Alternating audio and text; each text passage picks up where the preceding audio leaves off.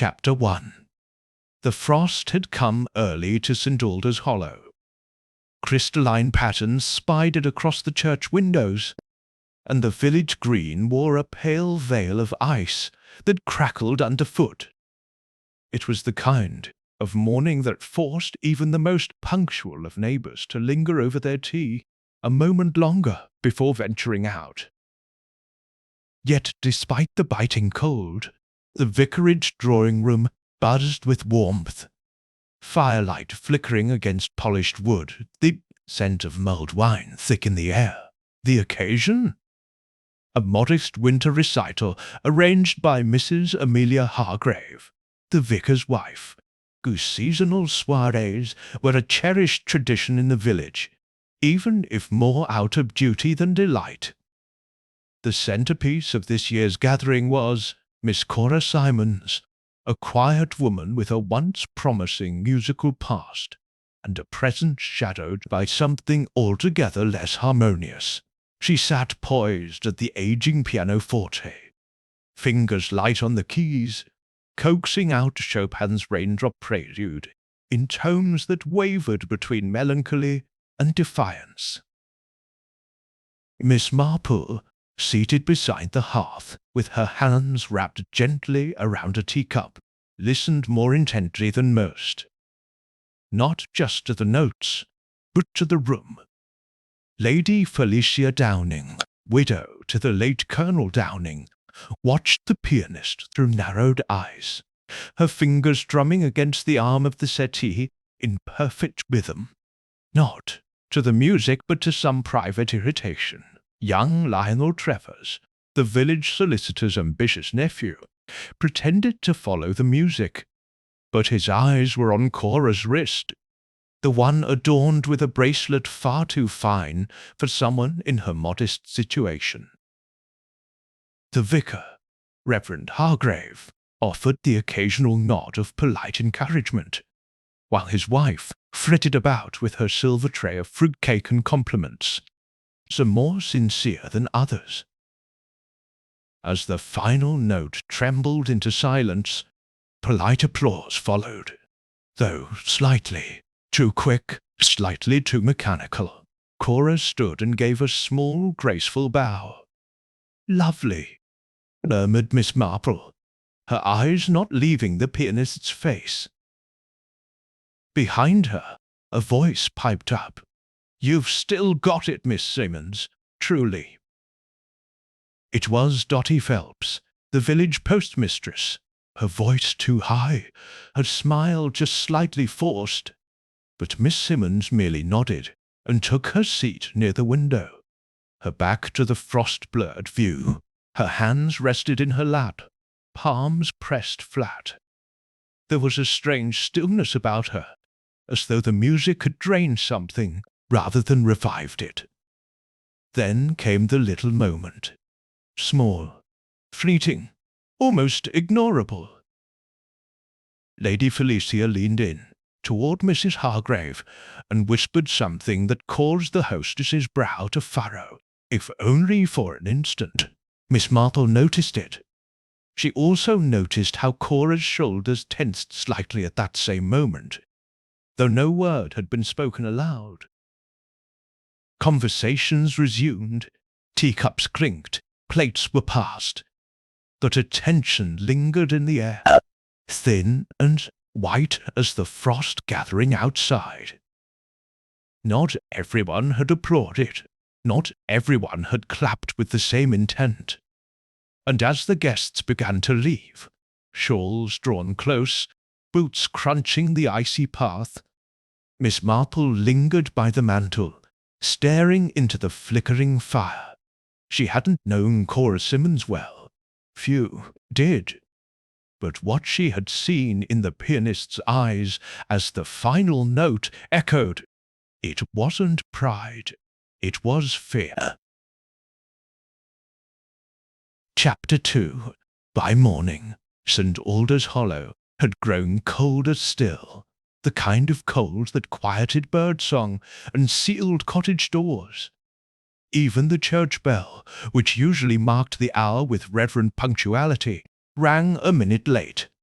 its chime hollow, uncertain. News of Cora Simmons' performance had travelled fast, as it always did in villages where the same topics circled like leaves in the wind. But what had begun as murmurs of her skill quickly shifted into something less admiring. Haunted. That's what she looked like, Dotty Phelps said as she sorted envelopes at the post office. Didn't you notice the way she stared out the window afterward, like someone expecting bad news? Mrs. Gladys Weatherby, who had come in for a second-class stamp and a pinch of gossip, leaned in. She's not been right since her brother passed, and they say he left her nothing.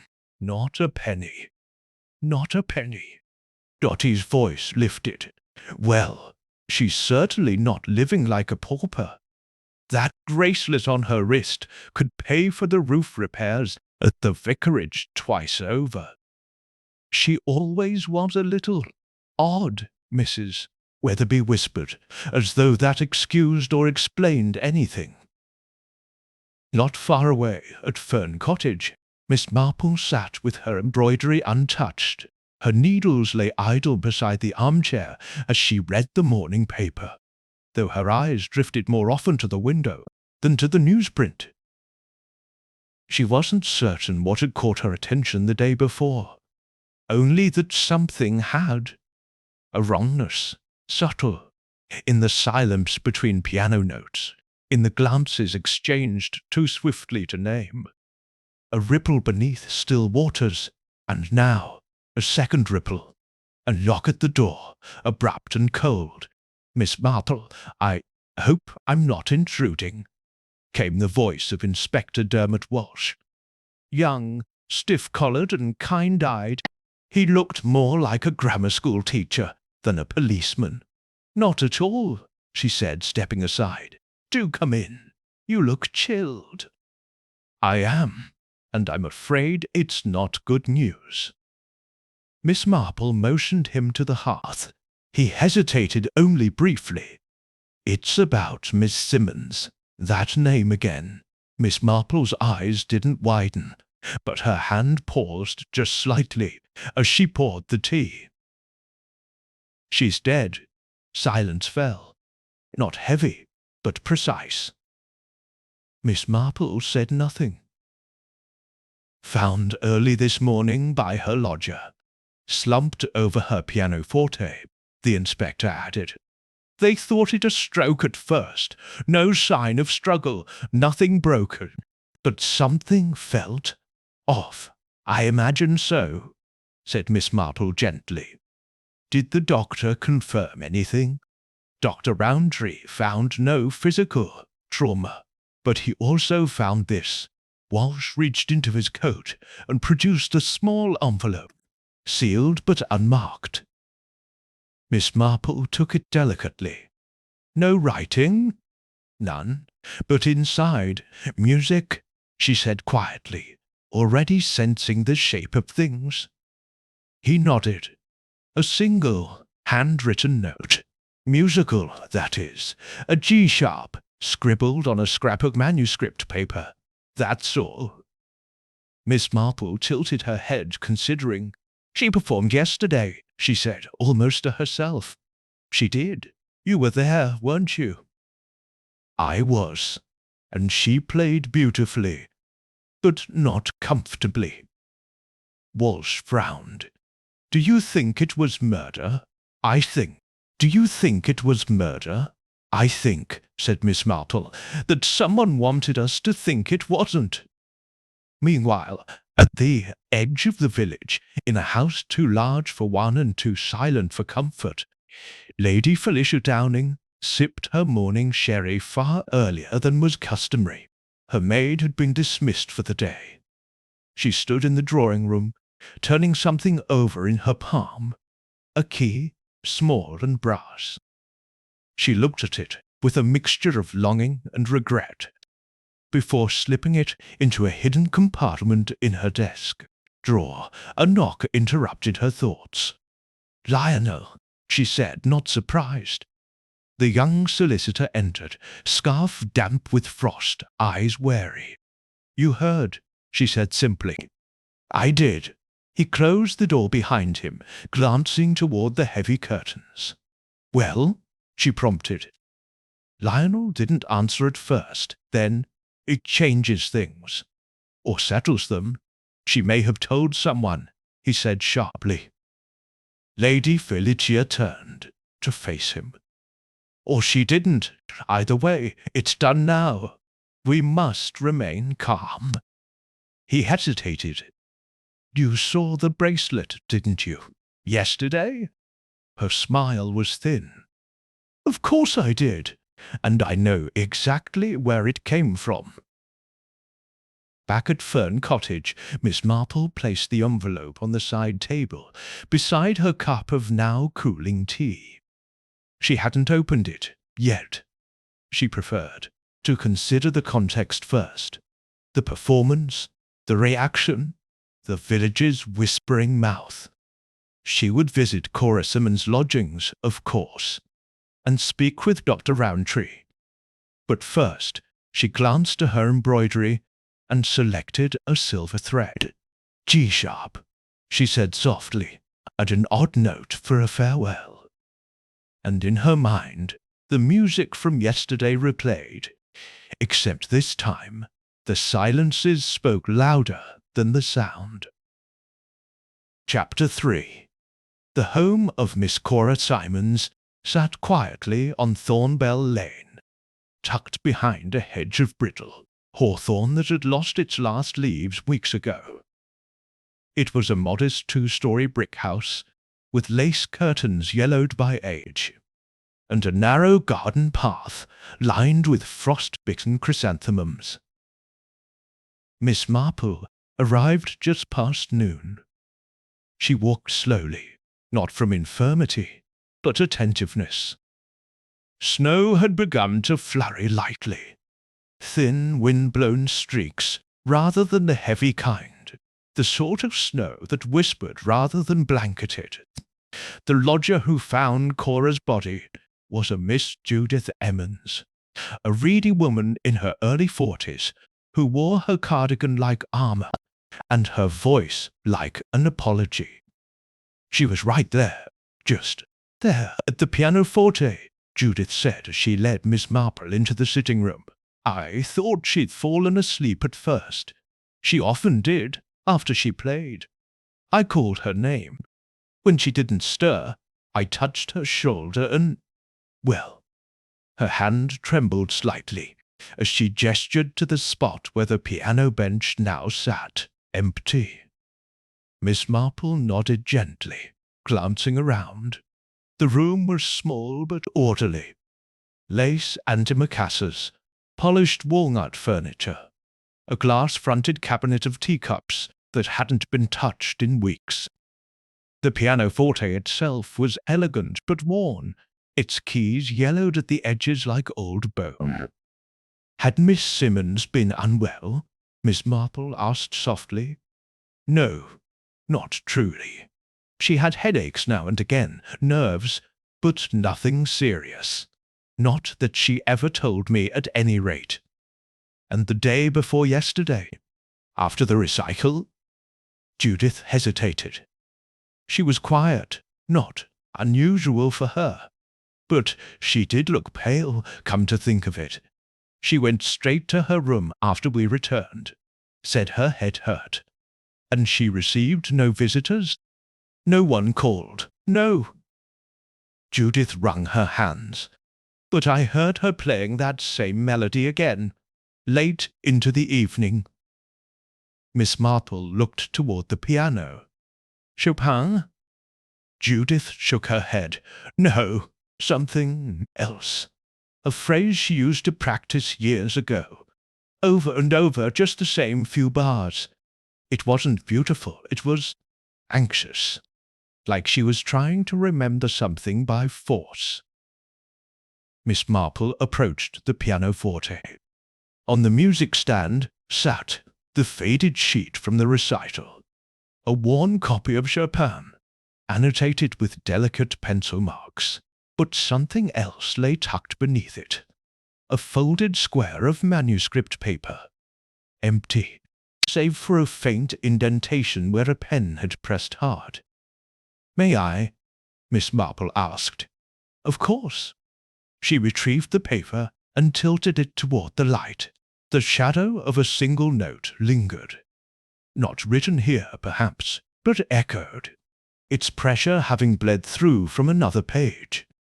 A G-sharp again. Miss Marple tucked it back gently, then turned. "Did Miss Simmons ever speak of her brother?" Judith's mouth twitched. "Only in passing. They were close once, I gather, but not in recent years. He was a businessman, I think, left things in quite a mess. There was talk that he owed money." "Who spoke of that?" Judith looked uneasy. "I couldn't say. The village talks, you know." "Yes," Miss Marple said, smiling faintly. "It does." She paused, eyes resting briefly on a photograph atop the mantel. Cora and a young man, tall, dark-eyed, in military uniform. A brother, perhaps, or a fiancé long past. There was no name on the frame, but beneath the photo, half concealed behind a candlestick, lay something else. A concert program folded neatly. Miss Marple picked it up. "Do you know this performance?" Judith peered at it. "That's old. From London, I believe. Years ago." She never spoke of it. Miss Marple opened it gently. One piece had been circled in pencil. A chamber work. Sonata in E-flat major, Op. 120, with the third movement marked Andante con moto. In the margin, a faint scribble. No room for error. Not this time. She tucked it under her shawl. Outside, snow fell heavier now. Across the lane, the curtains twitched in more than one house. The news had spread. At the vicarage, Reverend Hargrave stood in his study window, hands clasped behind his back. "She was a gifted woman," he murmured. Mrs. Hargrave, straightening a pile of hymnals, sniffed. She was prideful, never accepted her station. She didn't seem to want much from anyone. She wanted silence, privacy, and now she has it. The vicar turned. "You didn't like her." "I pitied her. That's not the same." That evening, Miss Marple sat by her fire, hands idle once again. The envelope from Inspector Walsh lay unopened still. She preferred to work outward before narrowing in. Cora Simons had been afraid. That much was clear now. She had retreated inward, as those with too much to remember often do. But what had she been remembering? Not a death by accident, not a quiet slip from this world. Cora had left notes, in sound, in writing, and in absence. A woman playing the same bars again and again, trying to call something back, or send something forward. Miss Marple reached for the envelope and at last slit it open. Inside, the same musical note, handwritten as before. A G-sharp. She held it to the firelight. Such a small thing, she thought. But in the right or wrong hands, even a single note could become a weapon. Chapter 4. Lady Felicia Downing was not one to receive callers unannounced. Her maid usually saw to that, screening visits, delaying interruptions, and ensuring the front drawing-room was dusted at all hours, just in case. But on this particular morning, she found herself opening the door herself, a silk scarf around her neck and irritation tightening her jaw. "Miss Marple." A slight pause. "How unexpected." "Not entirely, I imagine." Miss Marple replied mildly. "I was passing and thought I might trouble you for a few minutes, if it isn't inconvenient." Lady Felicia hesitated, but only for a moment. "Well, it's frightfully cold. Do come in."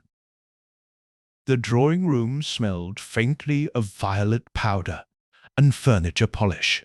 The fire had not been lit. A crystal decanter of sherry sat untouched on a silver tray. Miss Marple glanced at it, but said nothing. "You were quite moved by Miss Simons's performance," she said once they were seated. Lady Felicia raised a brow. "Was I? You didn't applaud. I rarely do, unless the music warrants it." "It usually warrants at least a courtesy clap," Miss Marple said gently, "even if only for the sake of appearances." The remark hung in the air like frost on glass. "I had no fondness for Miss Simons," Lady Felicia said at last. "She played competently, but with vanity. One sensed she performed for herself. She wore a bracelet, I noticed, something with emerald stones. Quite striking." Lady Felicia's expression didn't shift, but her fingers tensed ever so slightly where they rested on her lap. "I imagine it was a gift, perhaps, or a memory." There was a silence, long but not empty. Miss Marple let it linger. "Then, I believe you knew her brother. Is that correct?" "I knew of him," Lady Felicia replied. "He was an unpleasant sort. William Simons. Dabbled in all sorts of ventures. Rare books, art, insurance. Mostly things that didn't belong to him." "Were you acquainted socially?" Lady Felicia's gaze flicked toward the fire grate. "Hardly. He was a bore and something of a bounder. Charming in the way cornered snakes are. His death was unsurprising, but not regretted." Another pause.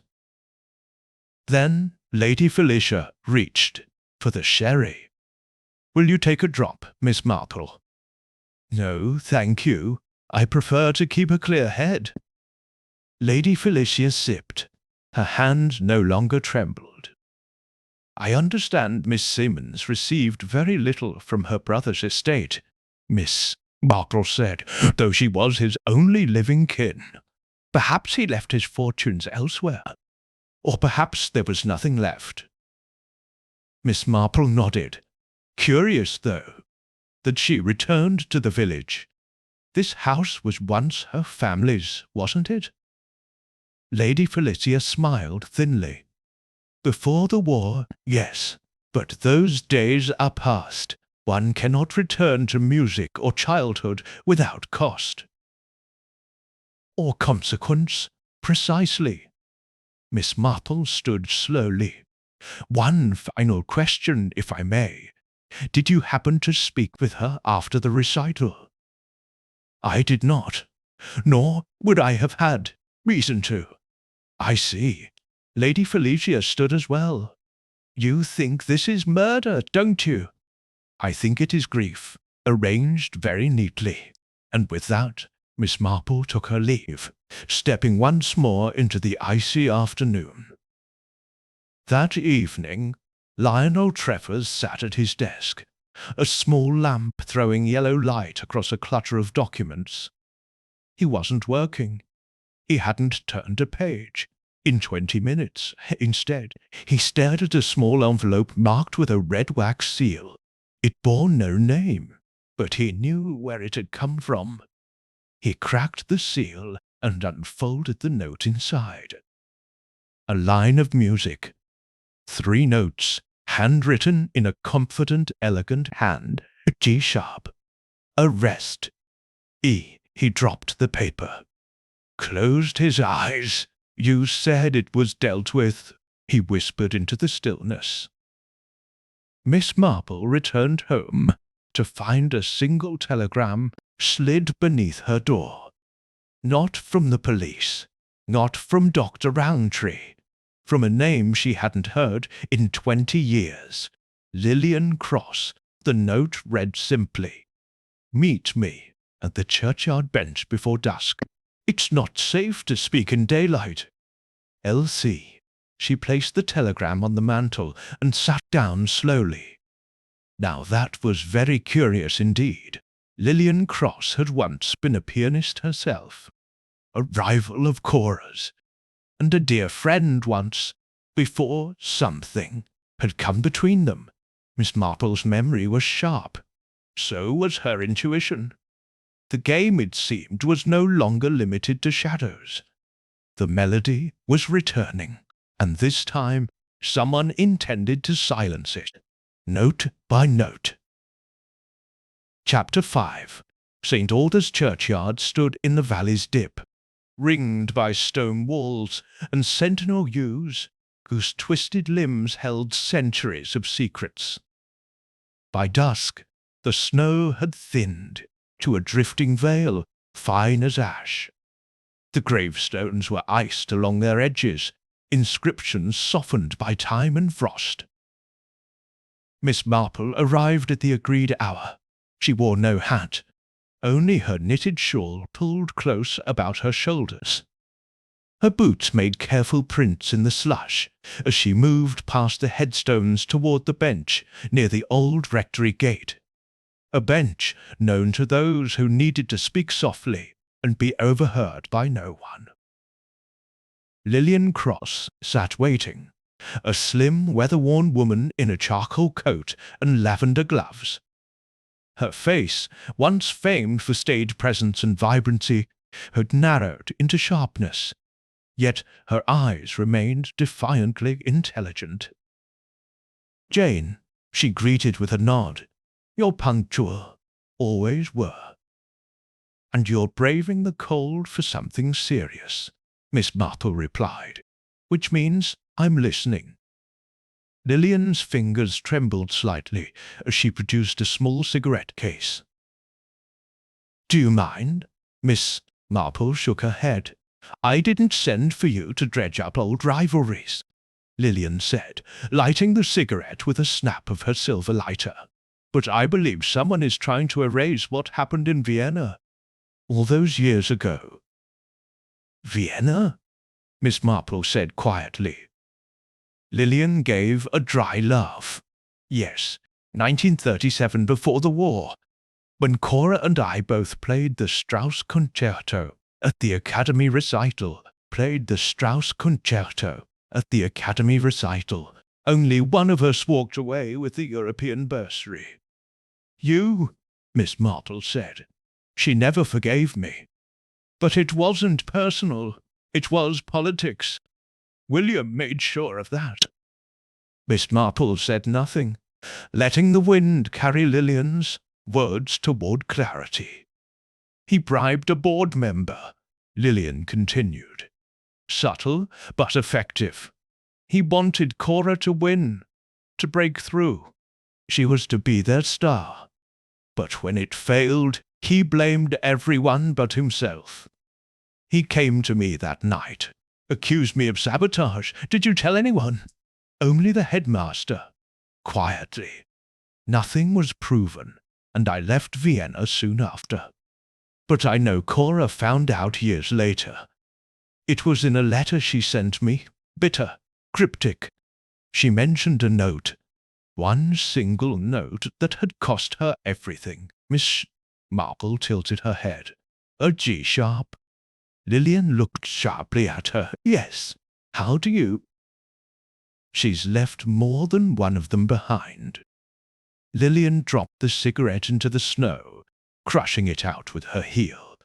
"I don't think this is about jealousy anymore. I think Cora found something out, something William left behind, and someone's afraid she passed it on." Miss Marple's eyes wandered toward the chapel. The stained glass shone dimly behind frosted panes. "You don't think she killed herself, do you?" Lillian asked. "I think she was trying to speak, through music," Miss Marple said, "and someone made certain she'd never finish the melody. Lillian hesitated. There's something else. A man, young, well-dressed, came to see me last week. Said he was writing a biography on Cora. Asked strange questions about Vienna, about her bracelet. Miss Marple's expression sharpened. Bracelet? He seemed to think it had significance. I told him I hadn't seen it since the 30s. He was agitated when he left. Didn't leave a card. Miss Marple folded that detail neatly into her mind. A G-sharp. Vienna. A performance sabotaged. A brother's interference. And now, someone seeking a bracelet with more than sentimental value. She stood. Thank you, Lillian. That may be more important than you know. Lillian nodded, her breath curling into the fading light. Be careful, Jane. This isn't just old bitterness anymore. Someone is erasing the past with gloves on. At that same hour, across the village, Lionel Travers stared at a music book he had no business possessing. It lay open on his desk, and in the margin of a faded manuscript, the same inscription appeared once more. No room for error. His fingers hovered over the page before flipping to the back, where a square had been cut from the last sheet, torn out hastily. A knock at his door broke the silence. He started. Yes? The door opened just a crack.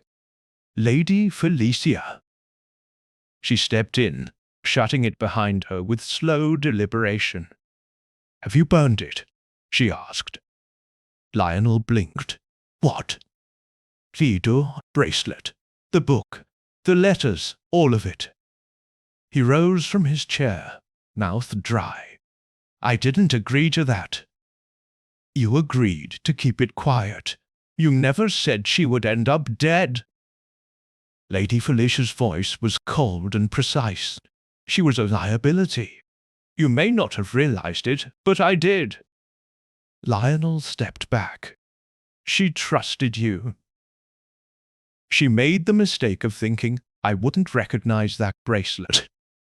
William Simons gave it to me before the war, then stole it back. When Cora wore it to the recital, I knew something was wrong. She was playing a very dangerous tune. Lionel's hands balled into fists. You were in love with William. I was in love with his promises. She turned to leave. You do well to keep your conscience quiet, for both our sakes. Later that night, Miss Marple stood before her window, the churchyard now a ghostly silhouette beneath a pale moon.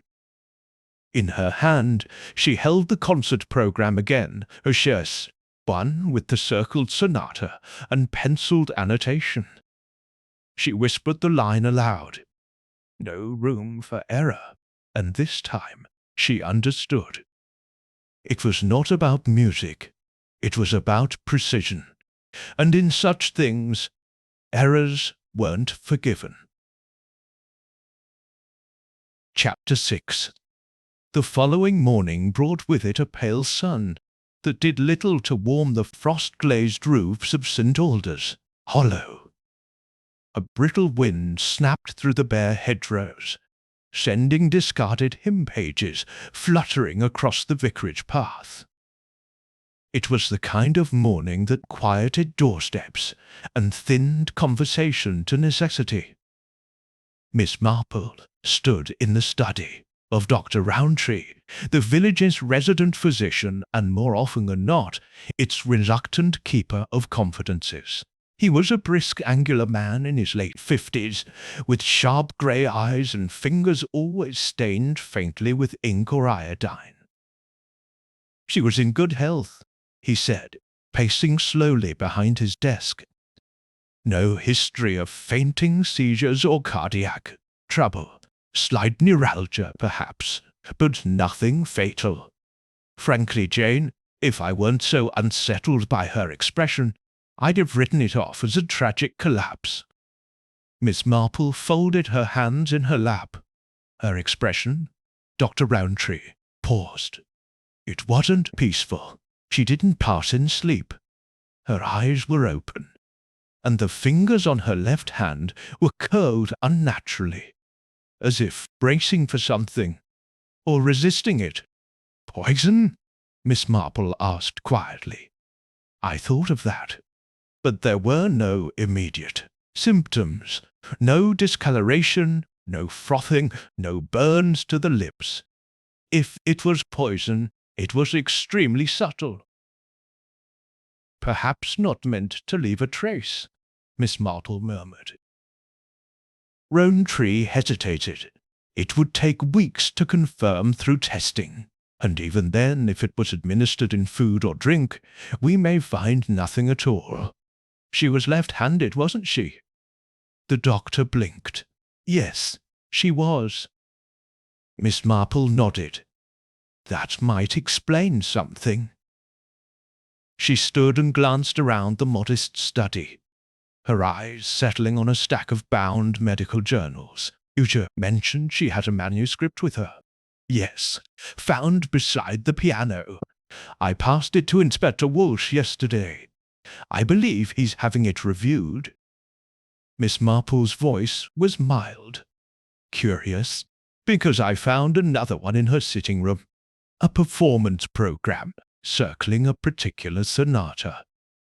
Rowntree frowned. I hadn't heard about that. No one had, Miss Marple replied. Until now, that afternoon at the St. Alders Parish Archives, Miss Marple sat among crumbling ledgers and brittle sheet music. She was not looking for birth records or burial dates, though she had often done so before, but for the barely remembered echoes of a life that had once thrived behind notes and performance schedules. Cora Simons had performed in this village once before, long ago. Miss Marple found the record folded between festival minutes from 1939.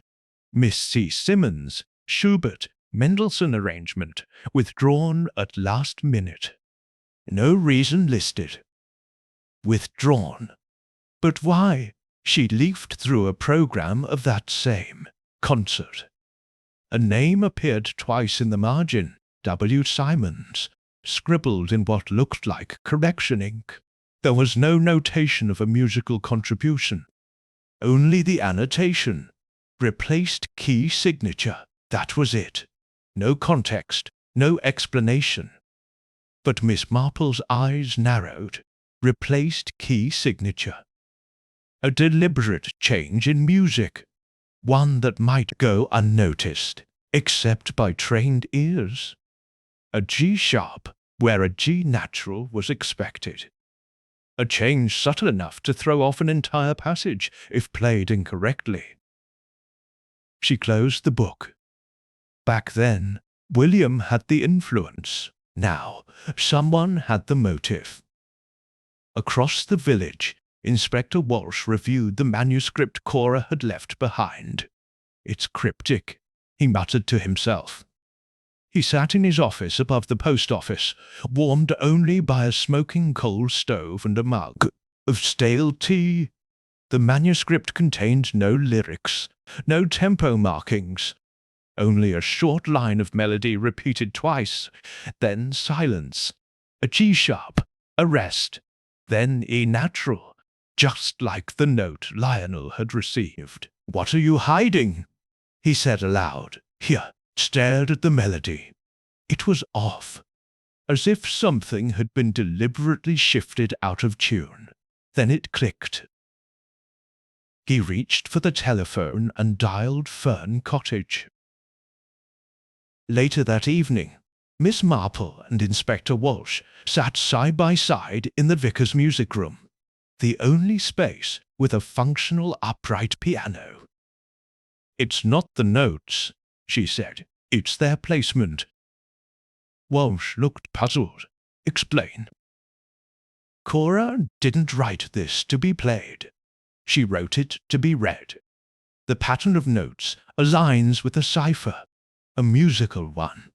Every note corresponds to a letter, if you know the scale.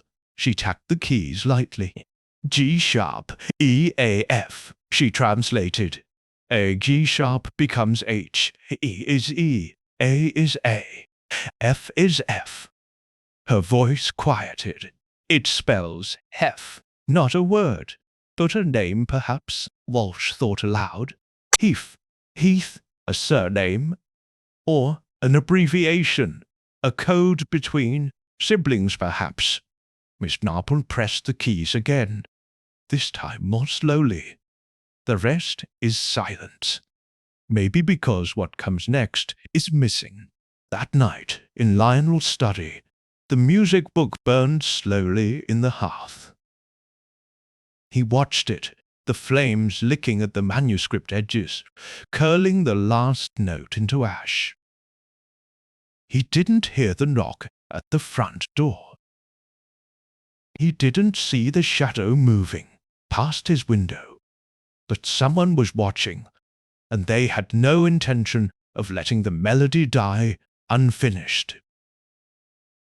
Chapter 7. The next morning brought a peculiar quiet to the village, heavier than frost, denser than mist. It was not the hush of peace, but the stillness of something waiting to be disturbed. Even the birds in the yews outside Fern Cottage sang hesitantly. Miss Marple stood at her kitchen window, her tea cooling beside her, as Inspector Walsh's voice crackled faintly through the receiver tucked beneath her chin. "We've found something," he said. "You'd better come." Lionel Trevor's cottage on Redmere Lane had drawn attention for the second time in a week, but this time not from idle gossip. The front door stood ajar. Snow scattered across the welcome mat. A constable stood outside, his breath fogging as he shifted from foot to foot. Inside, the air was stale with cold and burnt paper.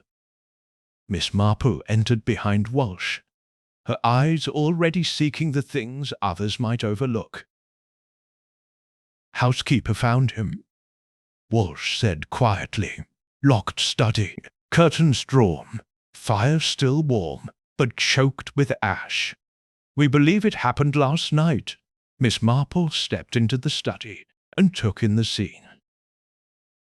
Lionel Trevor sat slumped in the chair behind his desk, his body turned away from the fire, his right hand frozen mid-reach toward the floor.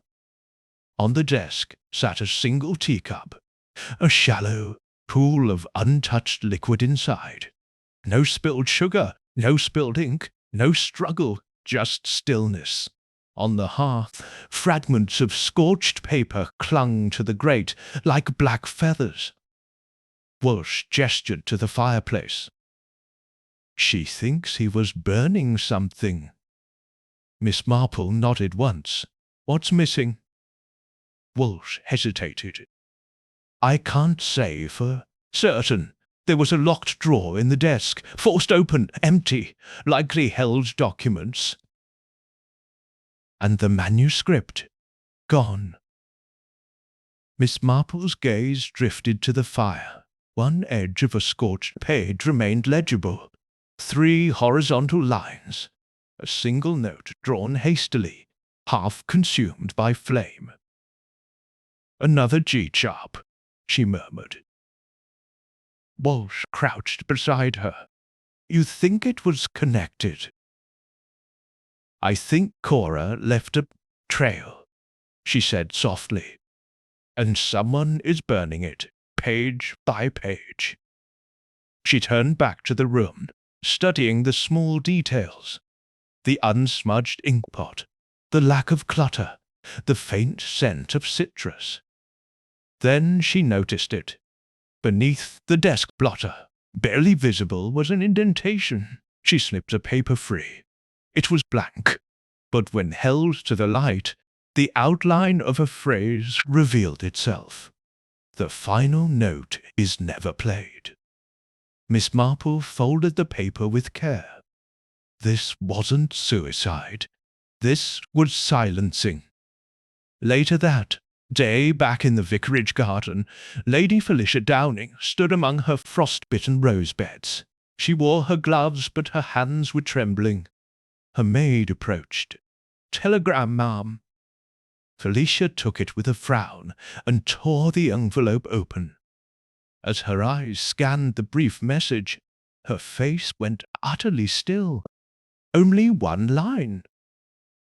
The bracelet never belonged to him.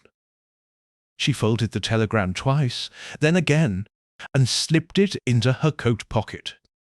Without a word, she turned and walked toward the garden shed. At Fern Cottage, Miss Marple placed the blank paper with its ghost-written phrase beside the original G-sharp note.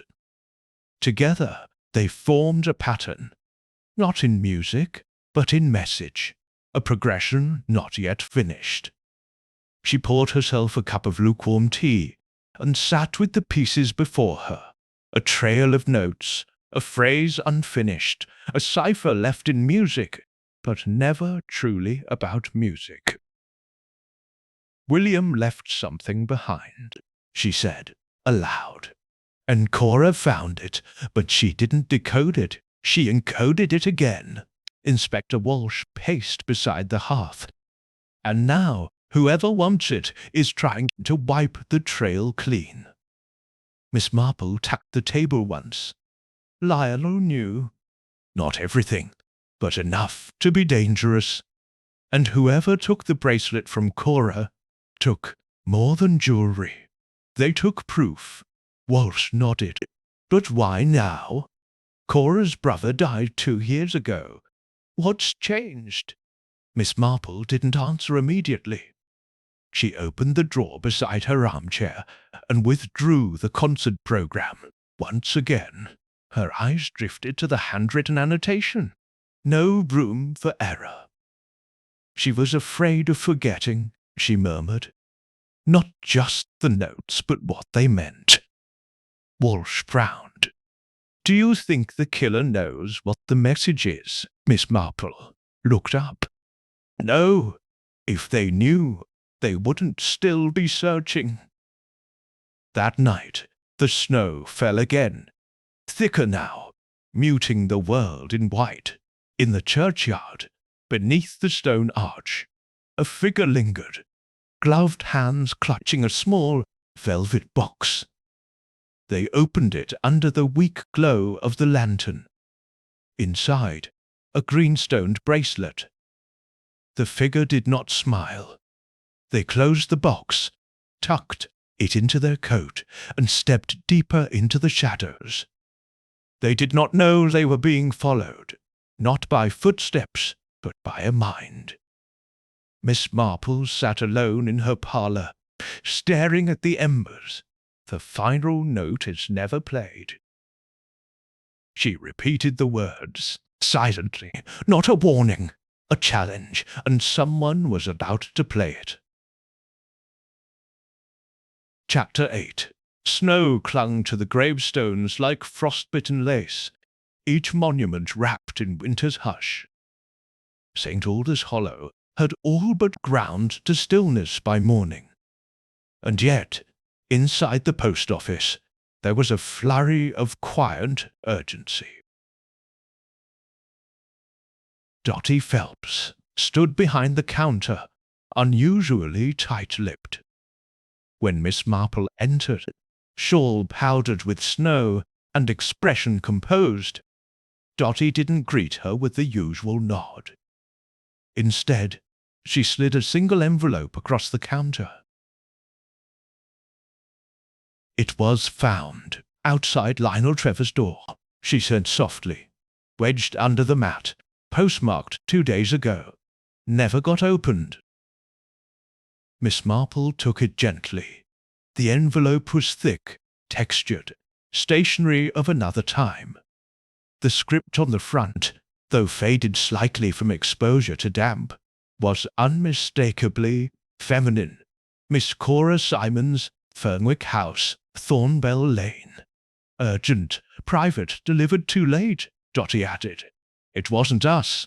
The courier was delayed. Blame the frost. Miss Marple didn't answer. She turned the envelope in her hands. No return address. She tucked it inside her bag without opening it. Outside, the village looked quieter than usual, as if it too had read something meant only for the dead. Miss Marple waited until she was home before opening the letter. She lit the lamp, set the kettle, and laid the envelope on the table like an artifact. The seal broke cleanly. The letter inside was 3 pages long, sloping cursive, every sentence deliberate. My dearest Cora, if this reaches you, then I've waited too long, but I cannot be silent any more. William's ledger still exists. I've kept it hidden, though not by choice.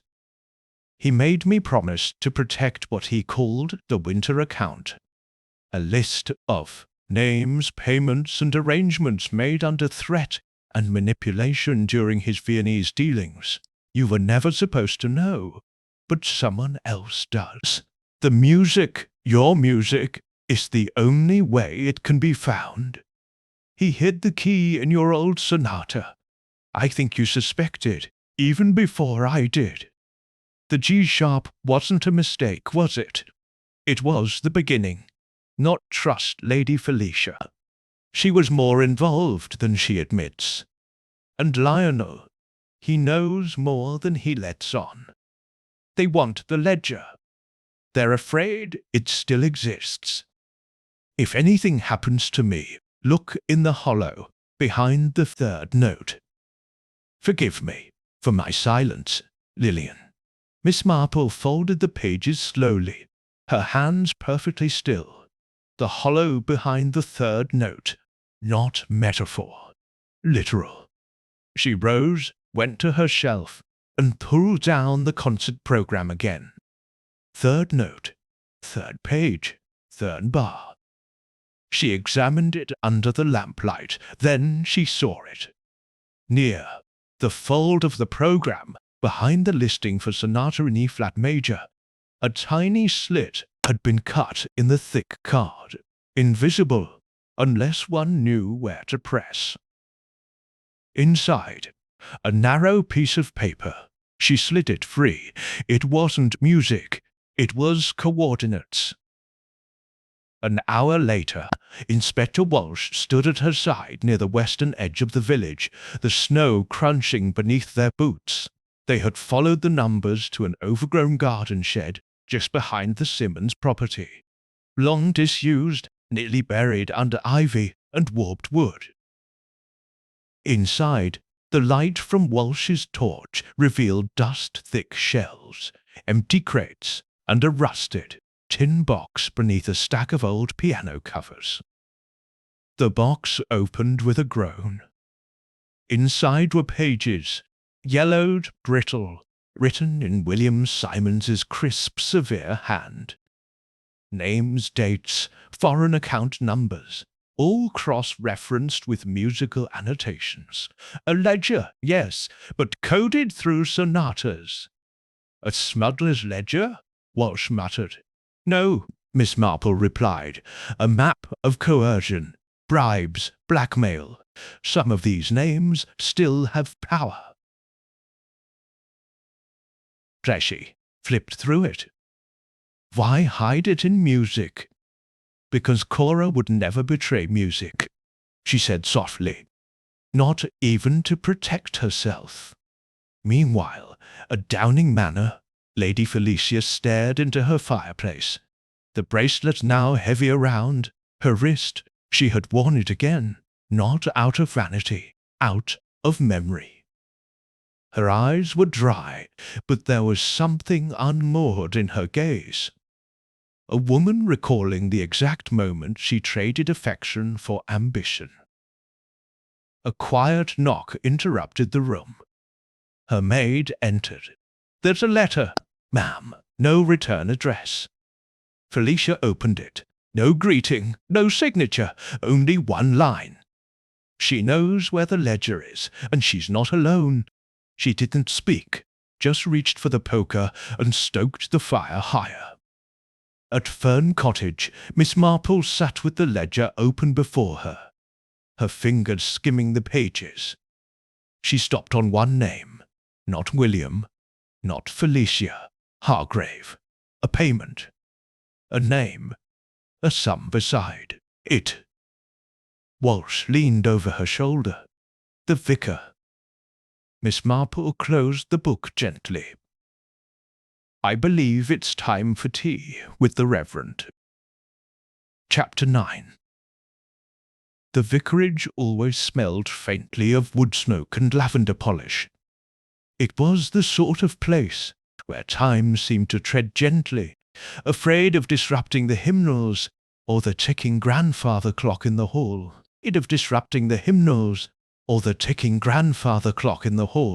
Yet as Miss Marple entered the drawing-room that afternoon, she sensed the hush was not the comforting sort, but the kind that followed confession or preceded collapse.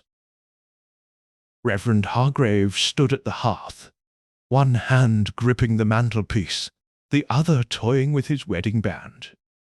His eyes were sunken with sleeplessness. "You've heard," he said without turning. Miss Marple removed her gloves.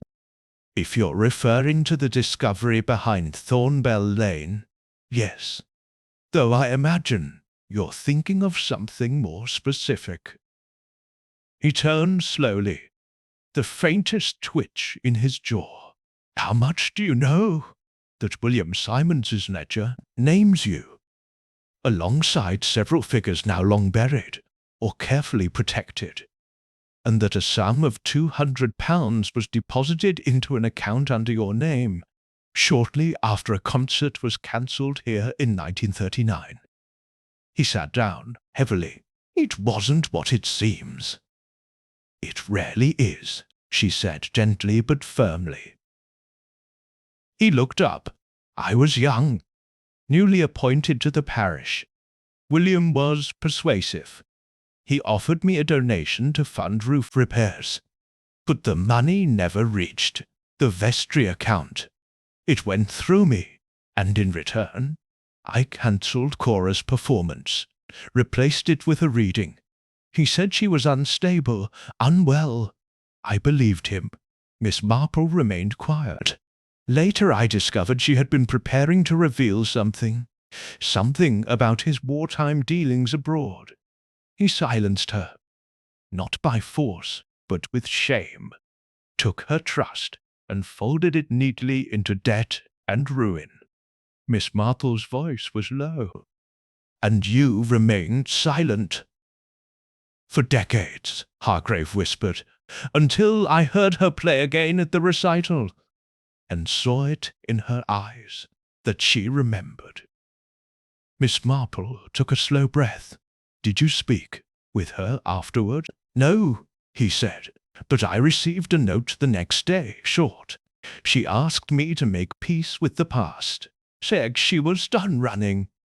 He looked up again. "Then she died." Miss Marple nodded once, then rose. "There's still time, Reverend, but only if the truth reaches the right ears before more silence falls." That evening, Inspector Walsh sat in his office, reviewing the ledger again, his notes scattered beside it like jigsaw pieces yet to be assembled. Each name brought a deeper sense of unease. "It's not just local," he muttered.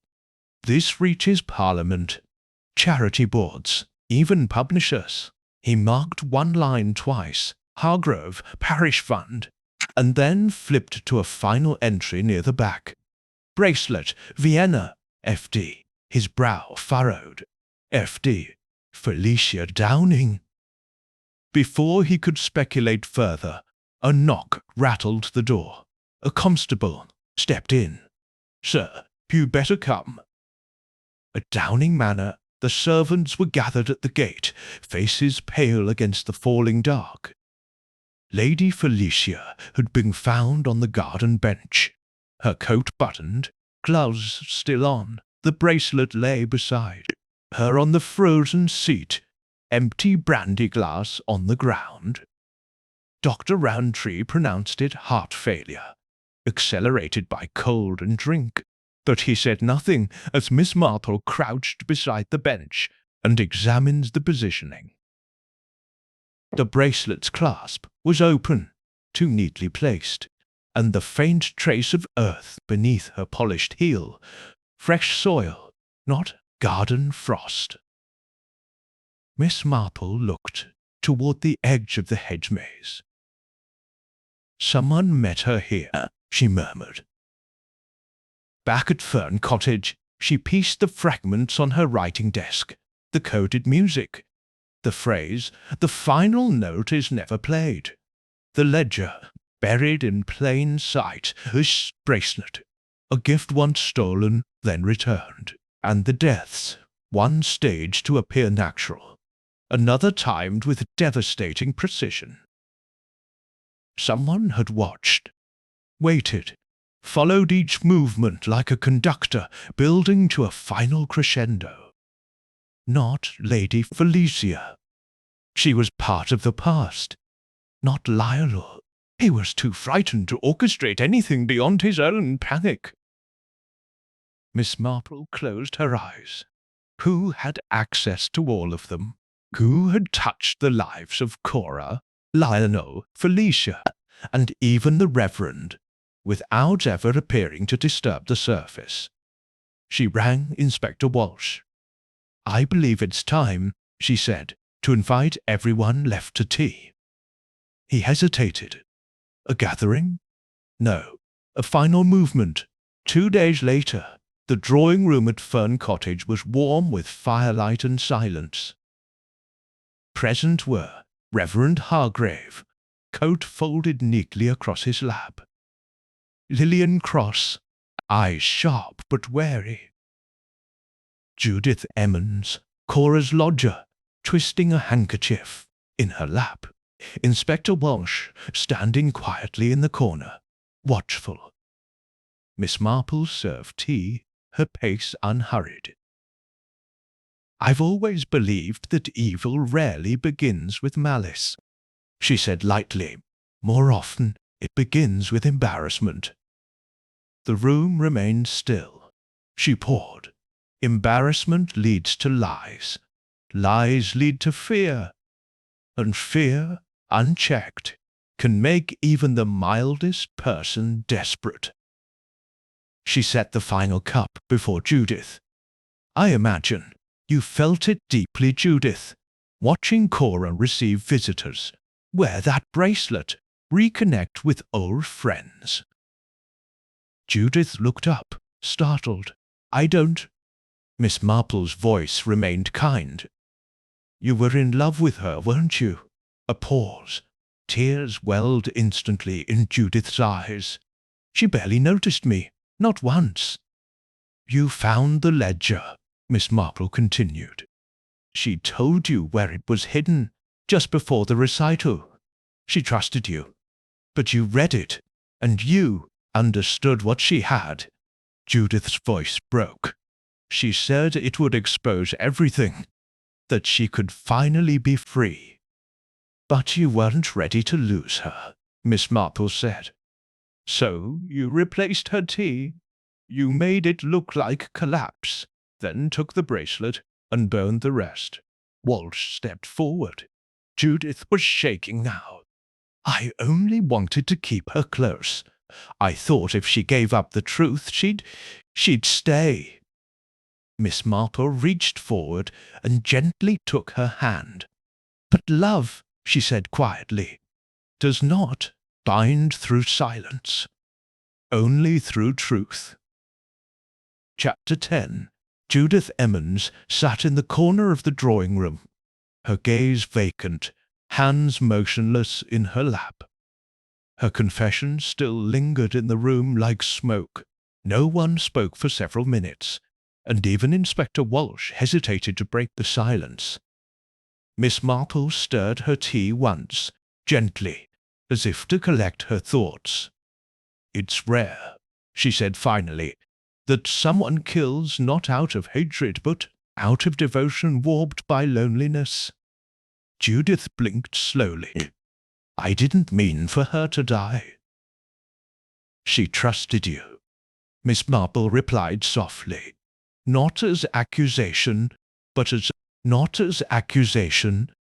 a truth that weighed itself. I thought if the ledger vanished, she might let go of the past, stay here, with me. But she wasn't trying to escape her past, Miss Marple said. She was preparing to confront it, and to protect others from it. Tulf buried her face in her hands. Inspector Walsh approached quietly. There will be formalities, Miss Emmons, but I think the court will understand. So will the village. Eventually. Miss Marple touched her shoulder once, gently, before stepping away.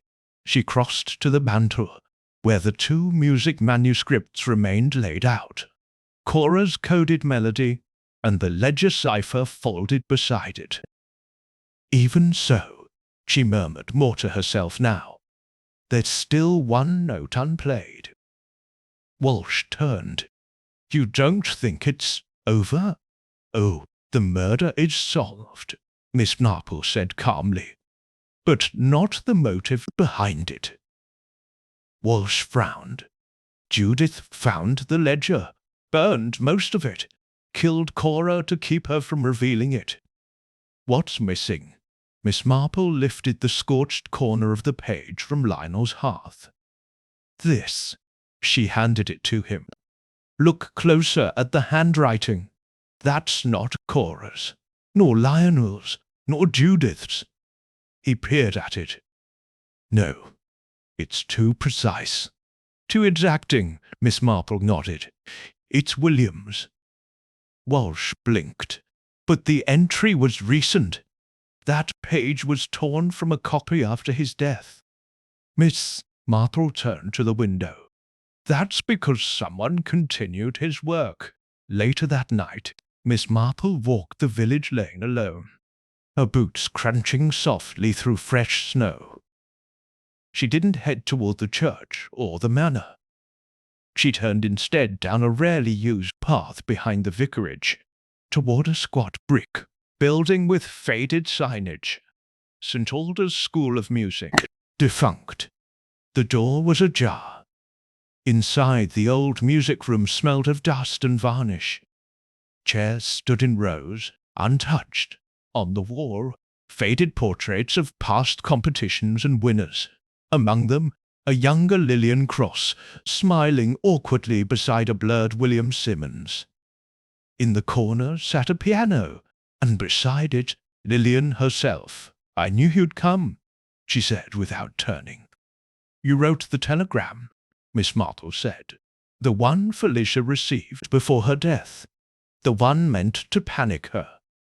Lillian nodded. She deserved to panic. She deserved worse. You played a long game, Miss Marple said. You let Judith carry the burden. You knew she'd confess. It would close the case. Lillian ran a hand across the keys without pressing them. I didn't kill anyone, Jane. No, Miss Marple agreed. You merely orchestrated the finale. You knew exactly how much Cora had uncovered, and you knew Judith's infatuation would make her pliable. She made her choice. You gave her the script, Miss Marple said, voice steady now. A suggestion here, a warning there, a nudge toward the poison, and you mailed the letter to arrive after Cora's death, ensuring the discovery of the ledger would point in the right direction. Lillian turned. Do you know what it's like to be passed over for a life you earned? To watch others play, concerts you rehearsed in your bones? To be silenced by a man like William? Yes, Miss Marple said gently. But I also know that revenge rarely ends where you think it will. Lillian laughed once. And yet it's done. The names are ash. The people they hurt, buried. Not all of them, Miss Marple said. The church kept copies of its donor records. Inspector Walsh has already matched your handwriting to forged entries in the vestry ledgers. Lillian's face flickered. So that's it, then. Miss Marple stepped closer. You survived the war. Survived William. You might have survived obscurity too. But instead, you chose to play his final movement. There was no response, only the faint, cold hush of the schoolroom walls. The next morning, Lillian Cross was taken into quiet custody. No headlines followed. No charges were read aloud in the village square. But whispers returned, as they always did, to teacups and bakeries and hedgerows. Cora Simons was buried beneath a simple stone near the church wall, her name etched above a single phrase. The final note is never played. In the spring, Miss Marple stood by the grave alone. The snow was gone, the birds had returned, and somewhere in the distance a piano played a gentle, unfinished sonata. Chapter 11. A week passed quietly in St. Alder's Hollow. The snow began to melt in uneven patches, revealing damp earth and flattened hedgerows. With it, the final chill that had hung over the village lifted, but the sense of unease did not vanish as easily. Some things, Miss Marple knew, lingered like the echo of a wrong note, distant but unforgettable. At Fern Cottage, she sat near the window as the morning sun brightened her lace curtains. A letter had arrived by registered post. She opened it with delicate precision. It was from the Home Office. Subject: Vienna account investigation. Attached: statement of record confirmed. Ledger content matches historic covert transactions under William Simons.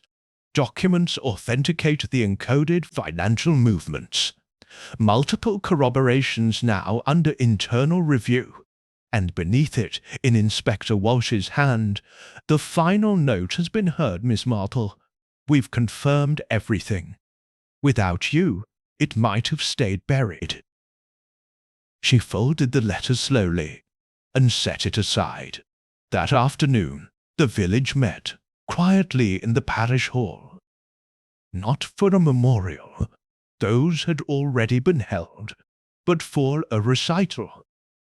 A student performance, arranged hastily but with care. Children of the village, some barely able to reach the pedals, played their small songs to an audience in need of gentler sounds, not to forget, but to mend. The final piece on the program was a simplified arrangement of Chopin's Raindrop Prelude, the same Cora had played weeks before. As the final notes faded, Miss Marple found herself smiling, just faintly, not because it was perfect, but because it was unfinished in the right way. Later, Reverend Hargrave approached her beneath the low chapel arches. I've written a statement, he said, to the bishop, about my involvement. It won't erase what I allowed, but it may prevent its return, Miss Marple said kindly, which is often the best we can hope for. He nodded once and walked away. Lillian Cross, too, had submitted a written confession. Quiet, precise, unapologetic, she would not stand trial in a grand hall, but face a tribunal under quiet jurisdiction. Her crimes were real, but cloaked in decades of shadows and bureaucratic protection. Her motives deeply buried. No one in the village saw her leave. 2 days later, a constable delivered a small brown parcel to Miss Marple's door. No return name. Inside was Cora's bracelet, emerald stones cold against soft velvet. Alongside it, a final page of sheet music, notated by hand. A full sonata composed by Cora herself. The final line, "And still I remain." Miss Marple read the notes as if reading a letter written in silence. She folded the score, then gently placed it beside her armchair, above the fire. Some pieces, she thought, were never meant for an audience, only for peace. The village of St. Alders Hollow returned to its rhythms. Post-deliveries, garden prunings, and the small dramas of flower shows and shared fences. But those who had watched Cora Simmons play, those who remembered the stillness of her final performance, never quite heard music the same again. Judith Emmons remained in the village. After a private inquest, she was not imprisoned. Instead, she inherited nothing and asked for even less. She rarely spoke, but she volunteered at the school, and her hands, once always trembling, grew steadier with time. The vicar continued to serve, quieter, humbled, and Miss Marple, who had never claimed to be anything but observant, found herself once again tending her garden, as spring crept in like forgiveness. One rainy morning in April, Inspector Walsh returned to Fern Cottage. He removed his hat at the door, awkward but smiling. "I had to come. You've brought news," she said, ushering him in. He handed her a final file, official, bound. All names verified. All accounts frozen. All threats neutralized. The case is officially closed. Miss Marple accepted it with a nod, but her eyes did not linger on the document. Instead, she looked out the window, toward the old school, where a student's laughter rang faintly in the air. "Funny thing about winter," she said. "It keeps secrets better than any season. But spring has a way of coaxing them out." Walsh grinned. "And you're the one holding the garden fork," she chuckled. "I only dig gently." They drank tea without speaking further. There was no need. Chapter 12. The sun fell with gentleness over St. Alders Hollow, casting long slants of gold across the churchyard, where the last of the crocuses bloomed. It was spring now, properly spring, no longer a suggestion, but a truth. Miss Marple stood by the war memorial, her gloved hands folded at her waist, watching the children of the village play. A ribboned skipping rope struck the cobbles like a steady metronome. Laughter rang clean through the morning air. She had lived through wars, funerals, and heartaches masked behind lace curtains. But today, she simply watched, listened, waited, not for another mystery, but for quiet. Inside the vicarage, Reverend Hargrave polished the brass candlesticks. Alone, no secretary, no whispers, no shadow behind the confessional, just light filtering through the stained glass window and the scent of beeswax. He had returned to simpler duties, readings, Sunday sermons, baptisms. Perhaps, he thought, redemption was not an absolution, but a ritual of honesty, a choice made daily without applause. Miss Marple's words remained with him. Not every confession is meant for a court. Some belong to time. Further up the hill, Judith Emmons packed a small suitcase. The manor house would be sold quietly, with proceeds turned over to anonymous charities. Her solicitor had handled everything, with firm instructions not to contact her again. She left a single letter for Miss Marple, folded once. I cannot undo what I allowed to continue, but I will not let it define me. Thank you for not giving up on me, even when I gave up on myself. Judith would board a train to Sussex under a different name. Her music, like Cora's, had not yet ended, just changed keys. Miss Marple read the letter later that evening by the hearth, firelight flickering against the porcelain of her teacup. There was nothing more to be deduced, nothing to write down. No names to send to Scotland Yard. Just silence, fragrant with chamomile and memory. She allowed herself a breath, one full breath, and in that breath a small sadness. Not for the evils she had uncovered. She had long made peace with evil's habit of wearing polite faces, but for the weight people carry in silence. She set the letter aside and rose to draw the curtains.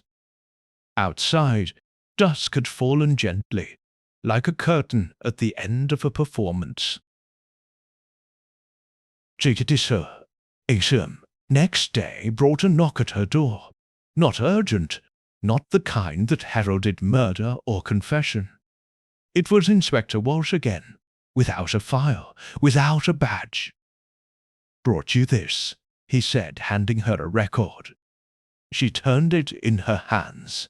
Cora, Symonds, Etudes in Dusk, private pressing. Only 6 copies had been printed, the inspector said. One had gone to her sister, another to the National Conservatoire. "She wanted you to have one. Judith insisted," he added, then paused. "Well, that's it. No more suspects. No more crimes," Miss Marple replied softly. "For now." They shared a smile, equal parts relief and weariness. "You'll stay for tea?" Walsh looked tempted, then declined with a half-apologetic gesture. "One day, not yet." And with that, he left. Miss Marple placed the record on her phonograph. The needle dropped, and static crackled faintly. Then the piano began, slow, trembling, deliberate. It was not Raindrop Prelude. It was something else, something Cora had composed, entirely on her own. The melody dipped and soared like breath between phrases. It did not seek applause. It did not resolve into easy harmony. But it felt true, achingly true. Miss Marple sat back. In her lap she held the final sheet Cora had written. "And still I remain."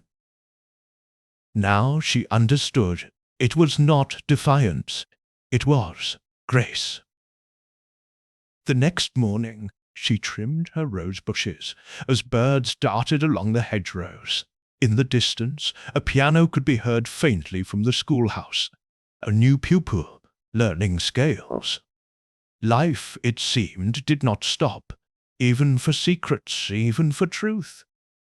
And though Miss Marple would never claim to have solved life's mysteries, she knew one thing for certain. A final note is not the end. It is the moment we choose to listen.